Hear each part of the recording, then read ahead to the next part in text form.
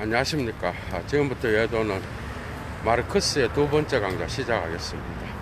오늘은 주로 프랑스 혁명과의 관계 안에서 나타나는 그 마르크스의 고민과 그죠, 사회주의와 그 다음 아직 경제학을 적용하여서 뭔가 그 사회 분석을 시작하지 않는 초기 작품을 위주로 주로 주얼 크리틱 헤글션 레이츠 필로조피 아인라이퉁이라고 하는 그 작품, 주얼 유덴 유대인에 관하여, 그 다음에 해겔 법철학 서문 비판, 그죠? 그 부분을 예도가 주로 관점을 잡아서 이야기를 하려고 하고요. 그 다음에 사실 44년이 되어 이것은 83년도에 그 1838년도에 마르크스가 자기 자신의 어떤 그 독일, 프랑스, 루게랑 함께 편집했던 편집장으로 있었던 독일 프랑스 연보, 거기에 실린 두 개의 작품인데, 사실은 이 작품에는 아직까지는 그러한 경제적 상황, 그리고 고전 영국의 고전 경제학자들을 끌어다가 그 사회 분석을 하는 그 부분은 아직 나타나지 않습니다. 그래서 이 부분은 다음 시간에 또 할 것 같고요. 오늘은 주로 초기에 나타나는 그러한 마르크스가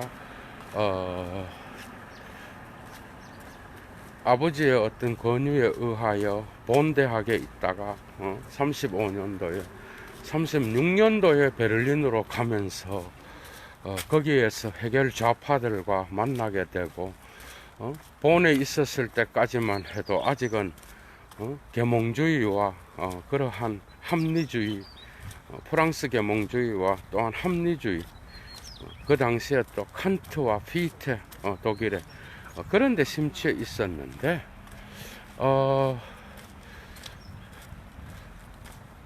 해겔에 대해서는 아주 부정적인 그런 시각을 갖고 있었다고요. 그런데 마르크스가 청년 해겔 학파 베를린 대학으로 옮기게 되면서 36년도부터 줄곧 42년도까지 계속해서 거기에서 자기가 학위 논문을 끝내기까지, 그죠? 끊임없는 논쟁과 끊임없는 어떤 그러한 해겔과의 대결을 통하여 자기 자신이 어떤 새롭게 탄생하는 그 지점이 나타납니다, 여러분. 그래서 오늘은 주로 해겔과 청년 해겔 학파, 그 다음에 거기에서 프랑스 혁명을 통하여 나타난 비어글리셔 게젤샤프트, 그러니까 시민사회라고 알려진 마르크스에 의해서 나중에 부르주아지라고 계급으로 나누어지게 되는 그 부분을 주로 이야기하려고 합니다, 여러분. 그러니까 두 개의 고민이 있었어요. 그러니까 그 시대에 독일에도 산업혁명이 들어와서 활발하게 움직이고 있었고, 물론 비스마르크 때는 거의 뭐 정점에 도달했지만은 그때도 아주 산업혁명이 독일에도 들어와서, 그죠? 공장이 생기고, 그 시대의 어떤 사람들의 삶을, 그 노동자들이 어떻게 살았고, 그 다음에 주로 이건 엥겔스의 어떤 그 고향이 부퍼탈이거든. 엥겔스가 자기 자신의 작품에 써놓은 겁니다. 그런데 엥겔스를 만나지 않았다면 마르크스는 꽤 독특한 게요, 엥겔스를 통하여 경제학적인 이런 공부를 하게 되고, 사실 43년도에 파리로 가기 전에 마르크스는 프랑스의 그러한 아주 선진적인 프랑스 혁명과 더불어서 나타난 그 시대의 어떤 그 응?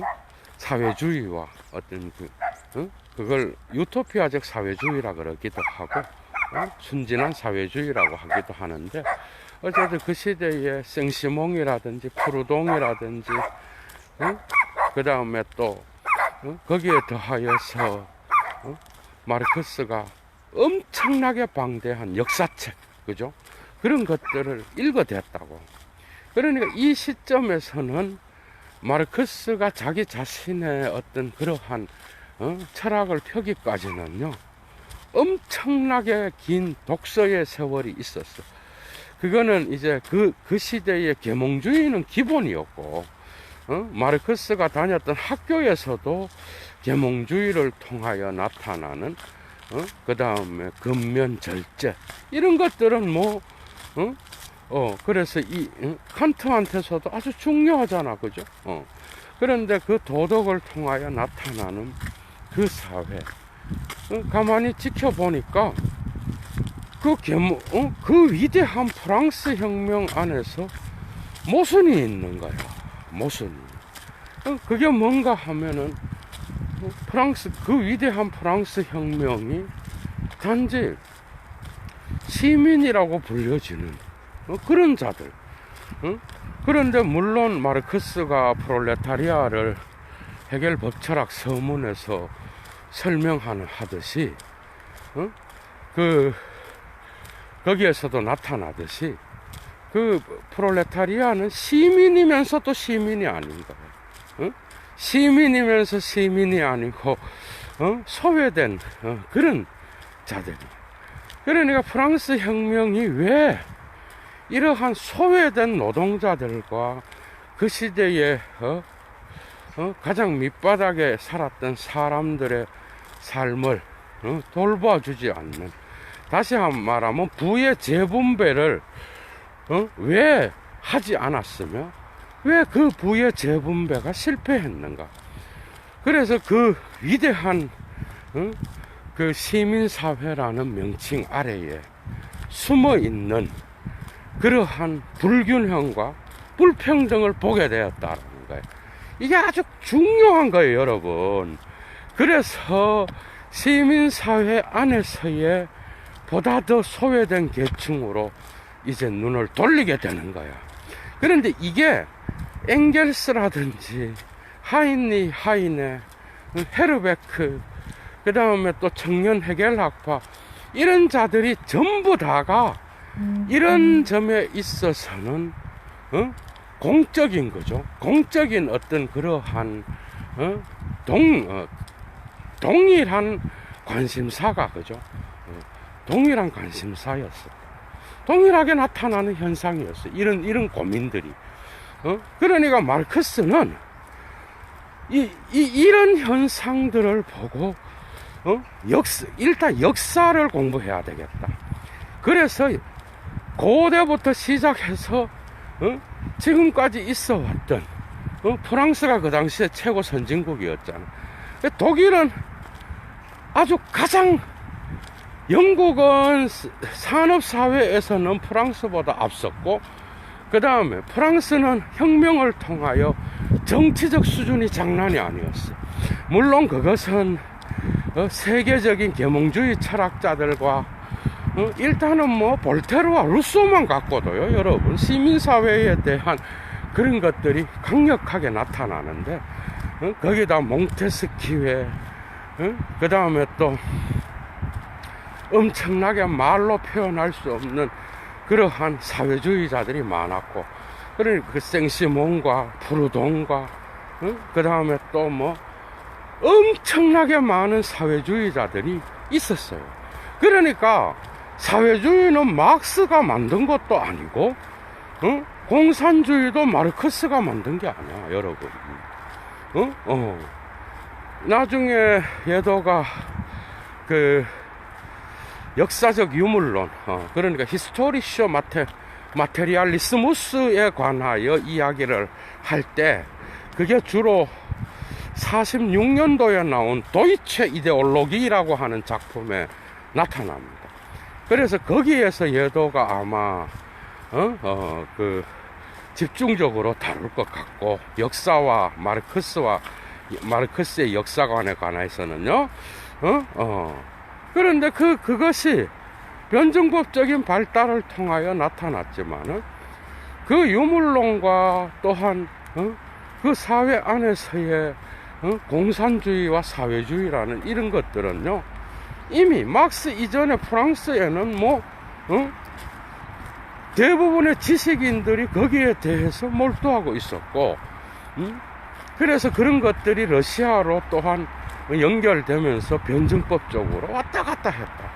그게 러시아의 사회주의와 공산주의 사상은 이미 그 전에, 그죠? 프랑스와의 연관 안에서 프랑스 혁명을 통하여 이미 거기에 들어가 있었어요. 거기에서도. 그러니까 도스토예프스키도 사회주의 운동을 하다가 여러분들이 잘 아시다시피 오해를 받아서 거기 사형 선고를 받게 되잖아. 나중에 영국으로 드러났지만은 그런 연계가 있었다. 그리고 심지어 자본주의의 정점을 달렸던 영국에서조차도 사회주의에 대한 어떤 이론들이 나타났다고. 그러니까 그런 사회주의에 대한 것들은 다른 것이 아니라 시민사회가 되면서 이제는 개인의 권리와 자유, 리베르테 에갈리테, 그러니까 개인의 자유를 강조하게 되면서 나타나는 그러한 사유재산과 개인이 가지게 되는 그 권한 아래에 많은 사람들의 부가 편중되고, 그죠? 그 재산에 대한 재분배에 대한 인식이 시민사회에서는 없었던 거야. 그러니까 헤겔한테서 가장 많은 불만을 가졌던 게 마르크스가 바로 이 부분이에요, 여러분. 그 말은 시민사회인데 그 시민사회 안에서 나타나는 개인의 어떤 그러한 경제적 상황이 어떻게 객관정신 안에서 실현되는지 그걸 이야기하는데, 결국은 거기에는 국가가 있는 거, 국가 슈타트. 이 국가가 결국은 이런 개인들의 노예와 주인의 변증법적 상황을 조율해주고 이러한 개인의 자유를 가장 잘 실현할 수 있는 공동체로 그려놨단 말이지. 그런데 이 부분은 마르크스가 볼 때는 헤겔 아니라 그리고 심지어는 나중에는 프랑스로 가게 되면서 거기서 바쿠닌과 그 다음에 또 프루돈과 엄청나게 깊은 대화를 나누게 되면서요, 청년 헤겔 좌파랑도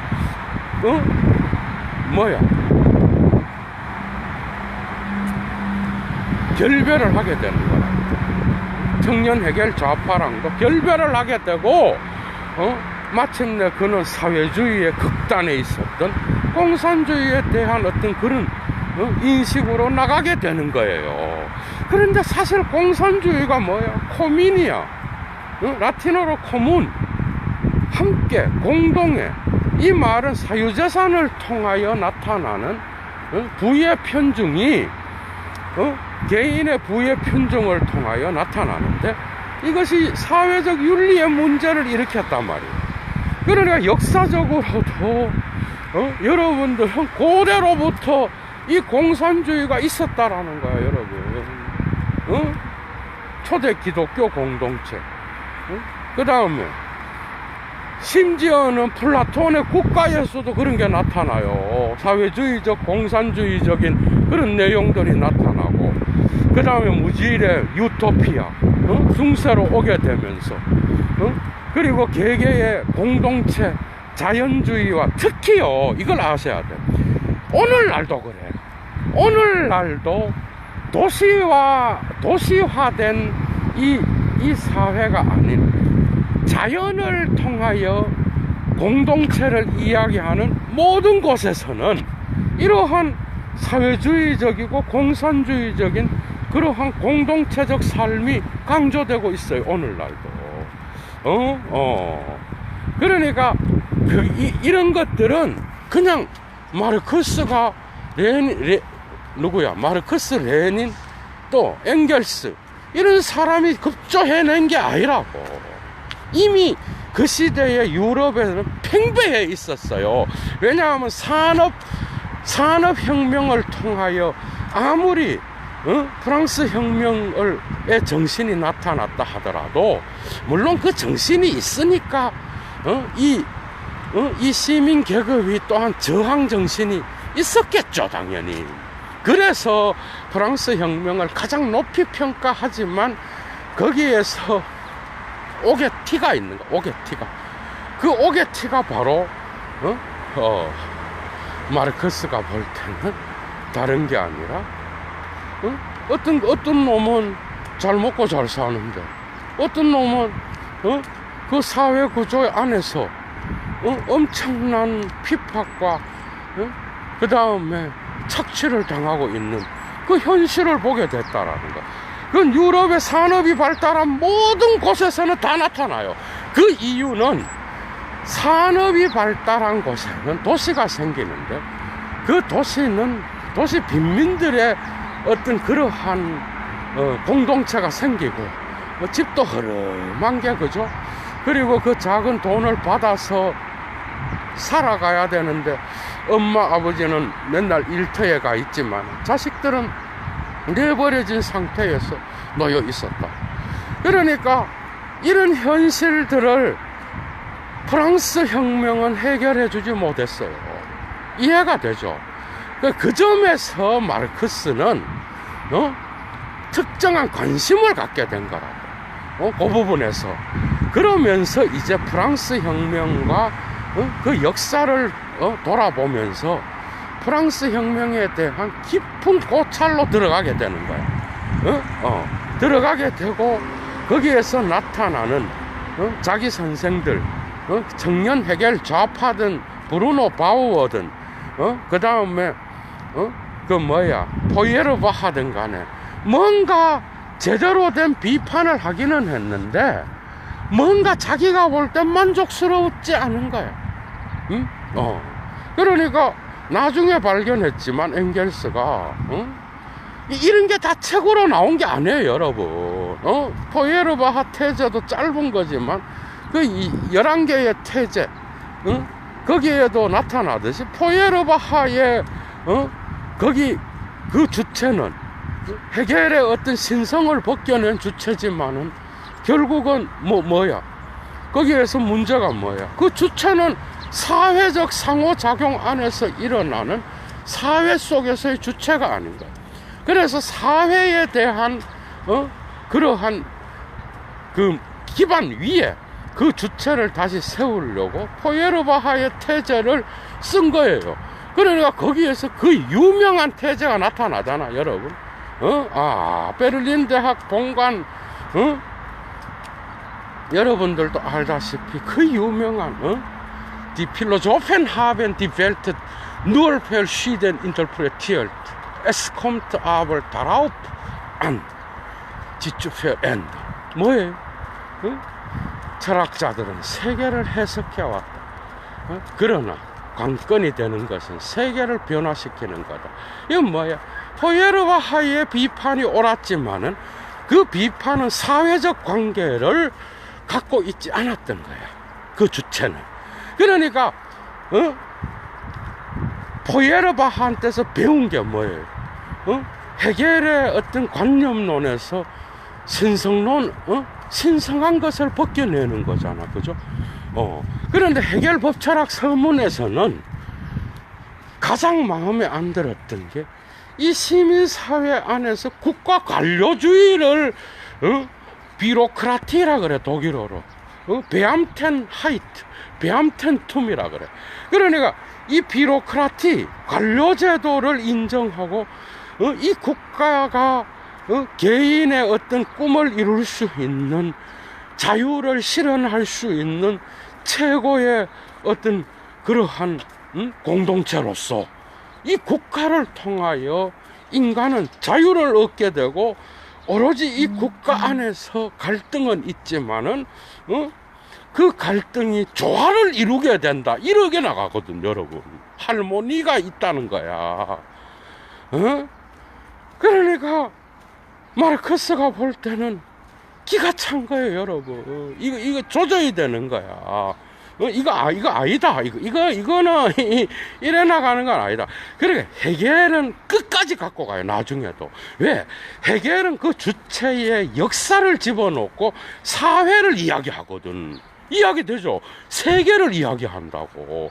그러니까 나중에는 바우어도 버려지고 포이에르바하도 버려지는데 해겔은 끝까지 갖고 가요, 막스가. 그러니까 이 마르크스의 역사적 유물론은 뭐죠? 결코 물질에 대한 연구가 앞서고 정신은 이게 아니라고.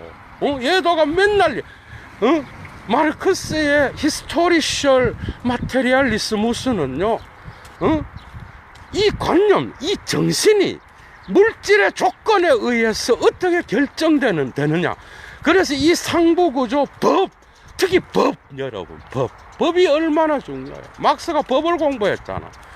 이 법이라고 하는 게 나중에 보니 기존 질서에 힘 있는 자들의 위주로 만들어졌다. 이런 걸 나중에 발견하게 되는 거예요, 여러분. 할 게 너무 많습니다. 그러니까 그런 다양한 역할들 중에서 해겔은 받아들입니다. 끝까지. 같이 갖고 가. 그런데 그 해겔을 통하여 심지어는 마르크스의 전집의 사상 중에서 해겔을 통하여 방법론을 얻고 있어. 마르크스가요. 그런 정도라고. 그런데 청년 해겔 학파, 해겔을 까면서 종교 비판을 통하여 종교 사회 비판, 정치 사회로 나갔던 이러한 청년 해겔 학파는 나중에는 오히려 신성 가족하고 그 다음에 독일 이데올로기 이런 것에서 개박살 납니다, 나중에. 그 이유가 있어요. 니네들이 말하는 사회주의, 너무 순진하다. 한마디로 그거야, 여러분. 그 사회주의 안에는, 도대체 그러한 제대로 된 경제 분석, 제대로 된 그 시민사회 안에 니네들이 말하는 그 시민사회가, 도대체 뭘 하고 있는지, 그 시대의 아픔과 고통을 해결해 주는지, 여러분, 없다라는 거예요. 그죠? 그래서 법철학 서문에서 누구죠? 막스는 거죠. 막스는 종교 비판으로 시작합니다. 여러분, 그 문서가 얼마 안 돼. 독일어로 읽어보셔. 독일어 되는 사람. 그 문서요, 얼마 안 되는데 정말 엄청난 게 들어있어요. 그러니까 그 해겔 법철학 서문 비판은 막스가 독일에서도 썼고 사실은 프랑스에서 그 연보에서 냈지만 독일에서 쓴 거야. 그러니까 이런 작품들이 독일과 파리에서 같이 쓰여졌다라고 보면 돼. 유대인 문제도 그래서 두 개가 같이 루게랑 자기가 편집장을 했던 파리에서 도이체 프란 쬐지쇼 야르비혀라고 하는 거기에서 사실은 그 두 개의 작품이 나타나고 나중에 엥겔스의 작품인 이 나치오날 에코노미에 대한 비판에 엥겔스의 글이 실리잖아. 나중에 경제학으로 갑니다, 여러분. 그러니까 이런 상황에서 해겔에 대한 어떤 그런 것들은 갖고 있었지만 마음에 가장 안 들었던 게 그런 거였다. 그래서 이제 종교 비판으로 가는데 해겔 법철학 서문 얘기합니다. 여러분, 거기에서 이 신학자예요, 신학자. 대단함. 루터를 끌어들여요, 루터. 루터. 이 루터를 끌어들여서 루터의 종교개혁을 이야기해요. 레포르마지온을 이야기한다고. 그러면서 그 개혁은 뭔가 독일 민족의 독특한 개혁성을 나타내고 혁명적 정신을 표현한 위대한 대가가 루터다. 여러분, 루터. 그런데 몇 줄 안 읽고 되게 짧아, 여러분. 그게 해겔 법철학 서문 비판이 20페이지. 페이지 숫자는 저도 정확하게는 몰라요. 왜냐하면 저는 독일에서 문고판으로 갖고 있었던 쪼맨한 거 들고 있거든. 쪼맨하다고 그게. 그래 엄청난 게 들어있어. 그래서 레포르마지온을 종교개혁을 이야기한다고. 이게 대단한 거다 이거는. 그런데 바로 뒤에 가서 토마스 민저를 이야기해요 여러분. 그러니까 루터의 아킬레스건이 뭐야? 루터의 아킬레스건이 바로 토마스 민저였어요. 그러니까 농민운동을 통하여 이 종교개혁에 대한 농민전쟁이 일어났는데, 종교개혁의 시기에 여러분 한번 생각해봐. 이 토마스 민저가 농민운동을 일으켰어. 그것도 또 기독교적 정신 안에서 일으킨 거예요 여러분. 예수를 이제 노동자 농민들 고통당하는 농민들에 비유했단 말이야. 그러면서 전쟁이 일어났어. 그 루터가 거기에 동의를 하기는커녕 애매한 태도를 보이면서 루터가 농민전쟁에서 토마스 민저를 서포트하지를 않네. 그러니까 이 새끼 이거 부르조아 아니야 이거? 이래 된 거예요. 그러니까 토마스 민저를 언급하면서 그 개혁의 운폴슈텐디히카이트, 그게 운폴슈텐틀리카이트, 불안전성, 뭔가 불안전하다. 이 개혁은 뭔가 모순이 있고 더 밀고 나갔어야 되는데, 이 개혁은 완전한 것이 아니었다. 이렇게 나가면서 민저를 이야기하는 거야. 그러니까 이걸 한마디로 말하면 루터의 종교개혁 역시도 나중에 또 야스퍼스랑 막 엄청 까댑니다 루터. 이건 나중에 봅시다. 할 얘기 너무 많아. 그러니까 여기에서 이 토마스 민저는 루터의 종교개혁이 불완전함을 드러내주는 상징이야. 이름과 같은 그걸 끄집고 들어와서 더 완전한 개혁이었어야 한다. 한마디로 가장 밑바닥에 있는 사회의 가장 밑바닥의 계층을 포괄하지 못한 개혁이었다는 거야 한마디로. 여러분, 막스가 이게 막스예요. 책 하나 안 읽고 그래서 종교 비판을 이제 수행하는 거야. 이게 종교라는 거는 이런 것들을 다 포괄한 개혁을 할 수가 없는 거야. 그 이유는 종교는 시민사회가 대두되면서부터 어떻게 됐어?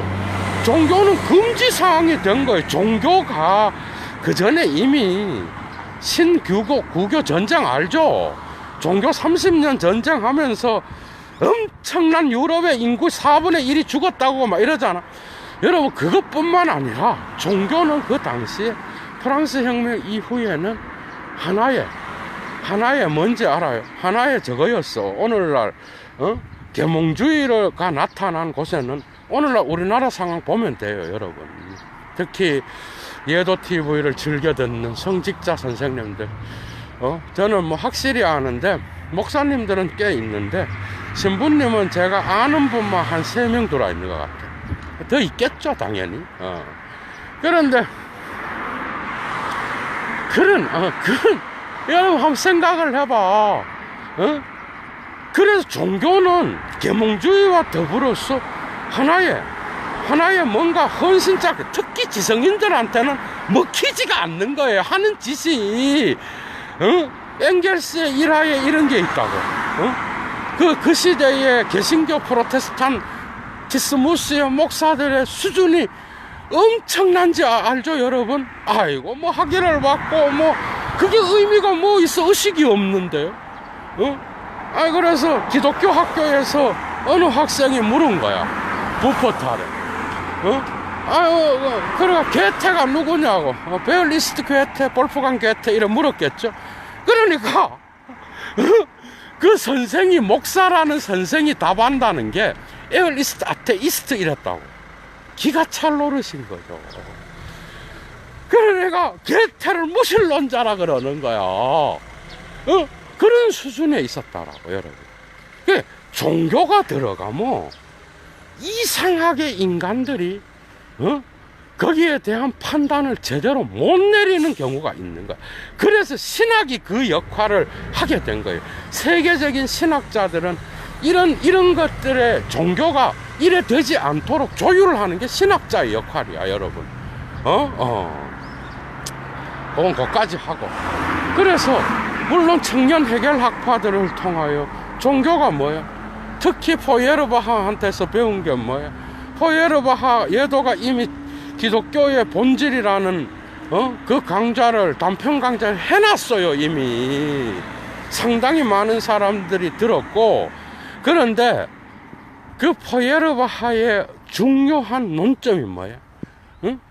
존재와 사유가 두 개 있다. 자인 운트 덴켄. 여러분, 존재가 와 사유의 관계는 이러하다. 존재가 사유를 결정하는 것이지 사유가 존재를 결정하는 게 아니다. 이건 해결을 뒤집은 거겠죠. 그 다음 하나, 종교가 신을, 투사론 있잖아. 인간이 자기 자신의 결핍된 것들을 신에게로 투사해서 신이 만들어진 거야. 나중에 보니까 거기 신이 인간을 창조한 게 아니라 인간이 신을 창조했다. 이 포예르바하 명제 중에서 매우 중요한 명제잖아, 여러분. 그러니까 이런 것들을 대입시켜서 해결에 대한 그러한 것들까지만 사실은 그 시대의 종교적 수준이요. 종교라 그러는 게 부르주아들한테 붙어서 농민들이 일을 나가고 공장 노동자들이 일을 나가면 이런 자들의 어떤 그런 것들을 대변하는 목사는 많지 않았다는 거겠죠. 이해가 돼요? 이유가 있는 거야. 그리고 오늘날에도 그래. 그러니까 말은 그리스도 뭐 예수 뭐 이러는데 그 예수를 믿는 새끼가 좋은 옷을 입고 성직자 복을 입고 돌아다니는데 그 성직자 복에 이런 게 다 쓰여져 있어요. 막스와 엥겔스의 책들, 편지와 책들 중에서 하는 짓이 그 예수의 삶은커녕 오히려 예수를 이용해서 기존 질서를 옹호하고 기존 질서에서 나오는 녹이나 받아쳐먹는 이런 인간으로 봤다라는 거야. 그 시대의 종교는 그런 방식으로 엄청난 부정부패가 유럽 사회에 또 있었어. 그런데 사실은 종교는 이미 지성인들은 다 알고 있었어요. 이미 종교는 그런 거라는 거야. 그래서 종교는 현실을 부정하고 이 현실에 가장 가난한 자들의 한숨을 대변하는 그러한 영혼 없는 세계의 영혼이고, 그 마르크스 그 해결법 철학 서문에서 이야기하잖아. 종교라는 거. 그리고 종교는 민중의 아편이고, 그 다음에 종교는 뭐야? 이 한숨 많은 피조물의 한숨이요. 얼마나 고통당하는 자들의 피조물의 한숨인가, 여러분. 기가 차게 표현해놨어요, 여러분. 이게 신학자지, 이게 철학자가 할 일이에요, 여러분. 그러면서, 여러분, 종교 비판을 하고 난 뒤에 마르크스가 마침내, 해결의 어떤 그러한 올빼미에 비유될 수 있는 저 갈리아의 수탉, 여러분, 혁명의 아침이 밝아왔다. 저 갈리아의 수탉 소리가 들리지 않는가? 노동자여, 플로레타리아여, 일어나라. 이 엄청난 선언문을 이미 초기 작품인 해결법철학 서문에서 이야기하고 있다라는 거예요, 여러분. 그러니까 종교 비판은 언제나 사회 비판과 함께 가고 그 종교 비판을 통하여 나타나는 그 무정한 고통당하는 자의 무정한 한숨이 종교라는 거예요, 여러분. 그래서 현실에 이런 현실을 깨닫지 못하게 하는 마약과 같고, 이 현실을 무감각하게 만들고 영혼 없는 영혼으로 만들어 영혼 없는 세계의 영혼으로 만드는 게 종교라는 거예요. 이런 것들은 다 청산하고 이제 다시 맑은 정신을 갖고 프랑스 혁명 때에 울려 퍼졌던, 여러분 프랑스 알죠, 여러분? 프랑스의 상징이 뭐야? 오늘날도 닭이잖아, 닭. 르코크 프랑스 그것도 닭이잖아요, 스포츠. 그것도 그게 단 게 아니야. 프랑스는요 애국가도 저거야. 혁명가잖아, 여러분. 그런데 거기에 대한 지성인들이 얼마나 부러워했겠냐고, 독일의 지성인들이. 그거를 썼는데 뭐 누가 읽지도 않았어요. 그때 막스가 사실은 막스의 보급은 엥겔스가 엄청나게 많이 시켰어. 나중에는 물론 나중에는 세계적인 그러한 그게 되지만, 초기에 누가 읽어 그거를? 막스가 1843년도에 파리에서 갔을 때 그때 그거 냈는데 아무도 읽지를 않는 거죠. 그런데 여러분, 거기에는 그 엄청난 게 들어있었다. 무정한 한숨, 그 영혼 없는 영혼, 민중의 아편. 여러분, 그 모든 것들이 다 들어있는 거야. 다 들어있고, 해결에 대한 그러한 비판을 거쳐서 마침내 프롤레타리아. 거기에서 프롤레타리아가 누구예요, 여러분? 시민계급이면서 시민계급을 해체하는 존재. 여러분, 이런 거 시민계급에 속하지만 시민계급을 해체해. 왜? 시민계급을 해체하는 이유가 뭐겠어? 시민인데 시민의 권리가 없는 거예요, 현실적으로는. 동일한 권리를 갖고 있는 시민인데, 시민이라는 단어 안에는 두 개의 계급이 싸우는 거야. 해겔이 탁월하게, 여러분들이 마르크스가 해겔을 언급할 때 정말 주의해서 봐야 됩니다. 기가 막히게 해겔이 표현해 놨잖아. 예도가 이미 해겔 강좌를 해놨듯이 주인과 노예의 변증법을 자기의식 안에서, 그 자기의식이 뭐야? 시민사회로 가는 그 자기의식 안에는 노예와 주인의 변증법이 있는 거예요, 여러분. 얼마나 탁월하게 해겔이 표현해놨냐고, 정신연상하겠어.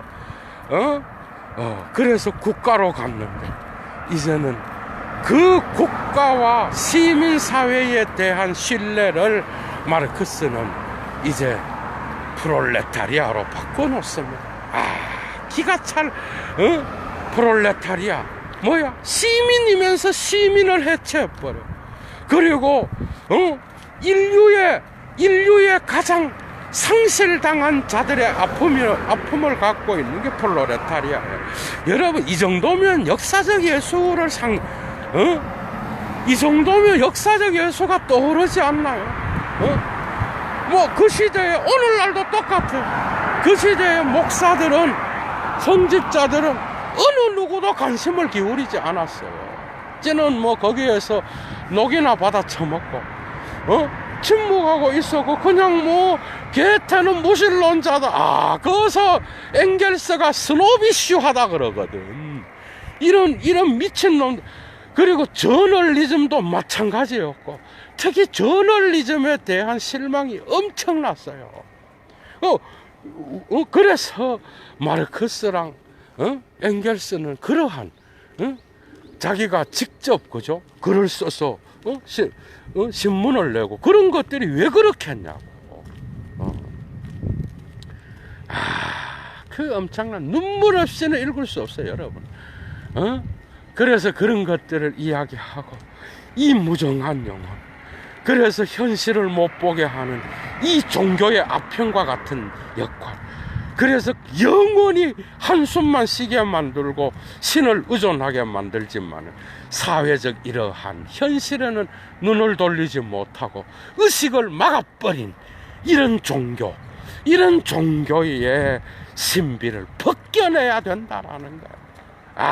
기가 찰 노릇이에요, 여러분. 그 십자가의 냉혹한 현실을 봐야 되는데 부활이라는 걸로 십자가의 냉혹한 현실을 망각했다라는 거야, 여러분. 종교를 까고 마지막에 언급한 그 프롤레타리아는 인류의 상실자로서, 상실체로서 그렇기 때문에 이 계급을 해방시키면 인류의 모든 인간들이 해방된다라는 거예요. 이해가 돼요? 가장 밑바닥에 있는 사회의 인간들이 해방될 때, 그때는 이제 상류계층까지도 같이 해방되고 진정한 인간성의 회복이 이 프롤레타리아의 회복에 있다는 거. 이 점에서 프롤레타리아는 막스가 만들어낸 독특한 그러한 계급이에요.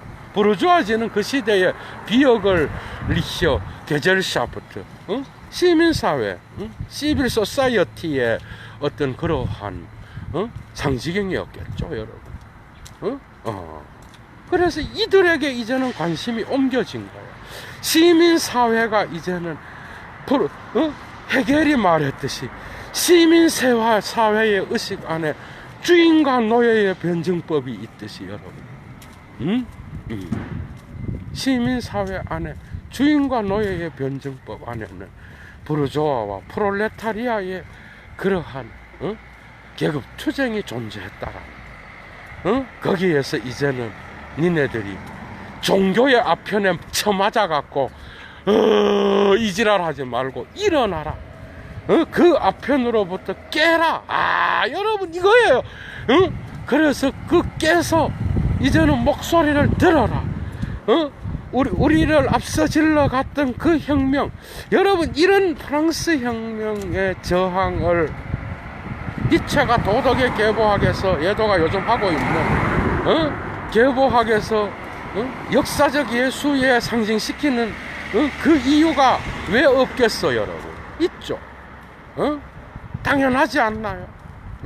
그거랑 매치시켰고 그 프랑스 혁명에서 울려 퍼졌던 갈리아의 수탉 소리, 그리고 니네들의 그러한 고통을 이제는 종교로 환원시켜서 거기에서 마약만 처맞고 앉아서 환상에 빠져 있지 말고 머리를 흔들어 이제는 일어나라. 여러분 거기에서 엄청난 마르크스의 그 목소리가 나중에는 온 세계로 울려 퍼졌다라는 거예요. 이게 막스예요.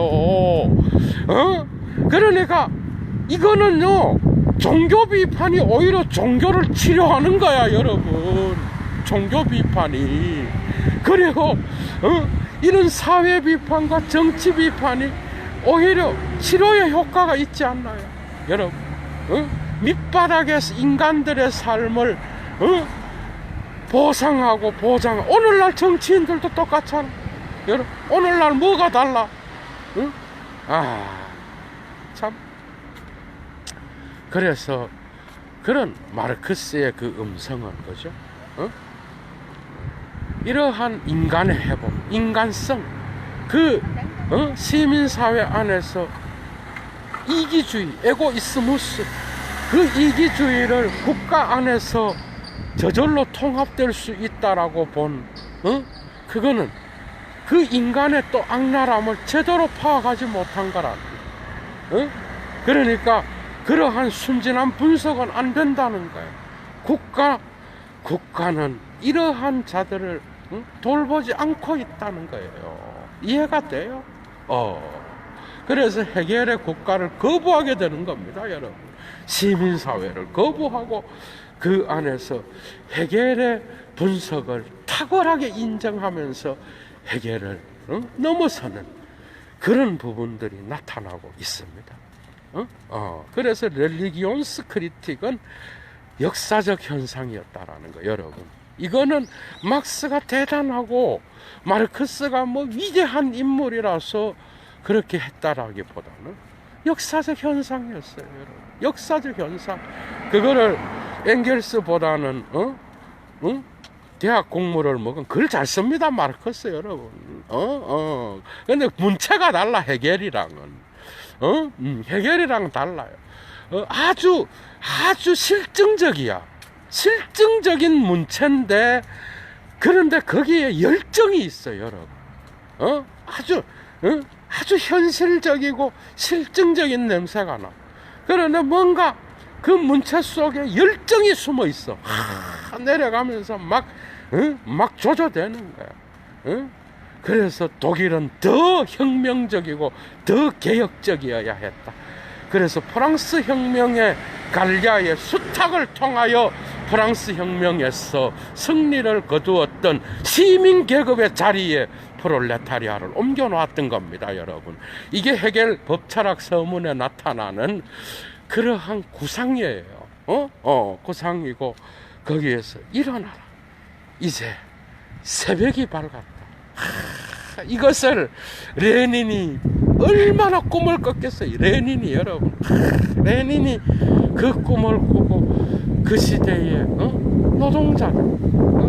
그러니 그거를 꼭 여러분들이 이거를 마르크스로 오늘날 이런 것들을 쥐적은 몫이 없는 자라든지 이런 걸로 바꿔놓잖아요. 알티세르 역시도 현대에는 또 다른 그런 걸로 바꿔놓는데 그걸 꼭 노동자, 일하는 노동자, 그게 아니라고요. 그 개념이 이 사회에서 돌봄을 받지 못하는 자들의 모든 계급은 프롤레타리아에 속하는 거예요, 여러분.